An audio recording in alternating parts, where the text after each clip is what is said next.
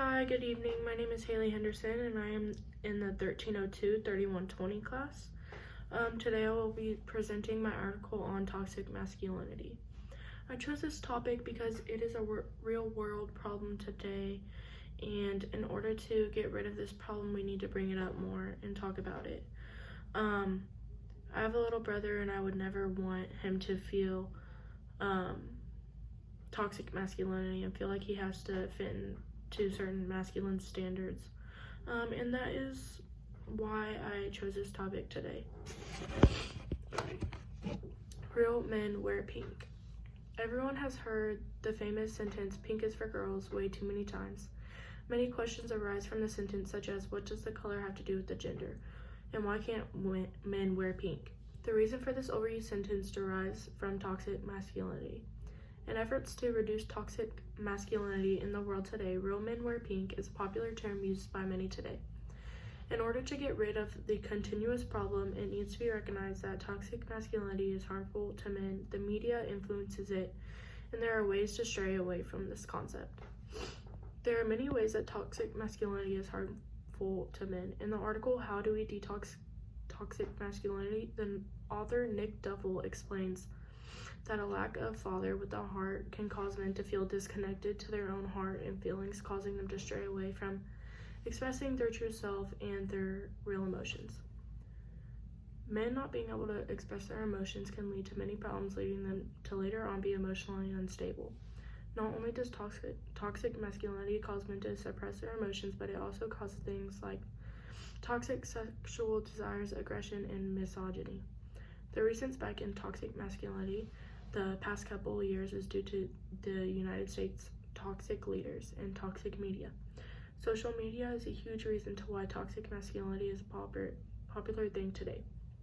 Although social media doesn't directly cause toxic masculinity, it is one of the reasons it has spread throughout the younger generation recently.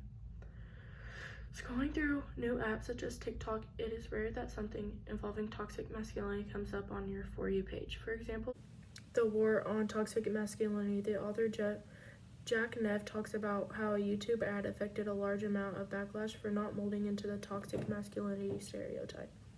The question is why is toxic masculinity such a big problem still in effect? The simple answer to this is that America's toxic leaders are to blame for this. When you look at some of the male leaders America is led by today, there is no question that toxic masculinity has spiked due to the role they hold and take part in. Toxic leaders are using their toxic masculinity in ways that is spreading and creating a unified social political force. What is there to expect from the younger male generations when this is the only male leadership they see? Not to mention the various amounts of toxic masculinity that is developed from younger men, both playing and watching video games and movies that constantly not only contain but glorify toxic masculinity, such as aggression, sexual aggression, misogyny, and crime.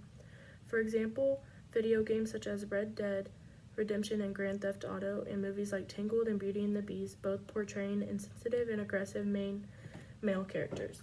Despite the ongoing problem that men face in society regarding toxic masculinity, there's some efforts to reduce this problem. Some examples are different advertisements or commercials some companies have came out with, such as the article "Gillette's the Best Men Can Be in the War on Toxic Masculinity." The author Jack Neff explains that Gillette has been working against toxic masculinity and gearing the audience towards Gen Z. Neff explains backlash the brand Gillette has received regarding this advertisement. This ad is a step in the right direction, helping to reduce toxic masculinity.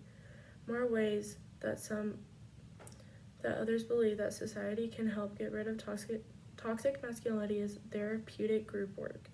An example of this is in the article "How Do We Detox Masculinity?"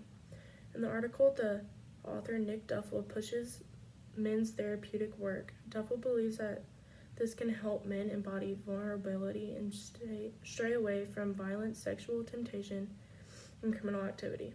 Although there are many obvious reasons that toxic masculinity has an unhealthy effect on many and very much does exist, some people still do not believe in masculinity.